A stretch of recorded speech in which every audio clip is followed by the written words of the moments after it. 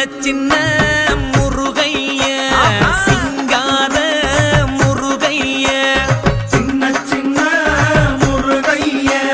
சிங்கார முருகைய கொஞ்சி கொஞ்சி தமிழ் பேசும் செந்தில் பட்டி வேலனவ